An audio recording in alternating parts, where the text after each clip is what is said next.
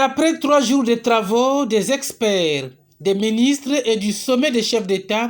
que la première conférence internationale sur la forestation et le reboisement a été clôturée ce vendredi 5 juillet 2024 à Kintele, dans le département du Poul, par le président de la République du Congo, Denis Sassou Nguesso, en présence des 5 chefs d'État, du représentant du secrétaire général des Nations Unies, du président de la Commission de l'Union africaine et des participants venus nombreux pour réfléchir sur la réverdure de la terre, sa protection, la neutralité carbone d'ici 2050, entre autres, ce pour lutter contre les effets du changement climatique.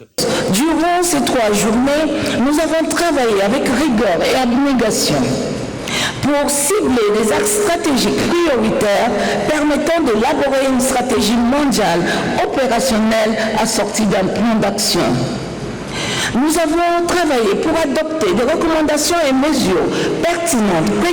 préconisées pour l'effectivité d'une décennie africaine et mondiale de la forestation et du reboisement. Nous avons proposé une déclaration de Brazzaville sur la forestation et le reboisement de portée hautement historique. Et enfin, nous avons proposé une feuille de route et la mise en place d'un cadre institutionnel pour garantir la mise en œuvre de la décennie africaine et mondiale de la forestation et le reboisement. La forestation est une urgence absolue, a acclamé Moussa Faki Mahamat, président de la Commission de l'Union africaine, qui, dans son allocution, a appelé les États membres à soutenir le cadre institutionnel de la gestion durable des forêts. Ce combat passe par l'application rigoureuse et sans complaisance des textes nationaux et internationaux sur la gestion, la restauration et la protection des ressources forestières ainsi que la préservation des terres dégradées. Ce combat passe enfin par une mobilisation générale de la communauté internationale. Comme le terrorisme, la lutte contre la dégradation du climat, par son caractère transnational et transcontinental, nécessite une conjugaison des efforts, des énergies et des stratégies. J'appelle donc les États membres et les partenaires de l'Union africaine à soutenir la mise en œuvre du cadre de gestion durable des forêts. Les résultats de cette conférence afin de sauver nos ressources forestières et par voie de conséquence nos vies.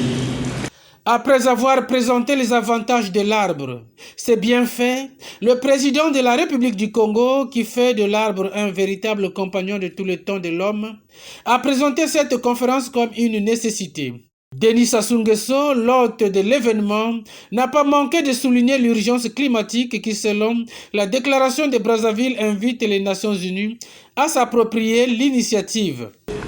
La déclaration de Brazzaville, visant entre autres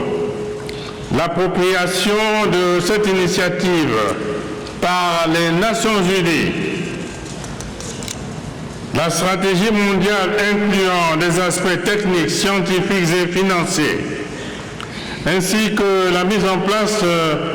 d'une organisation exclusivement dédiée aux forêts, interpelle-t-elle notre sens de responsabilité face aux enjeux en présence.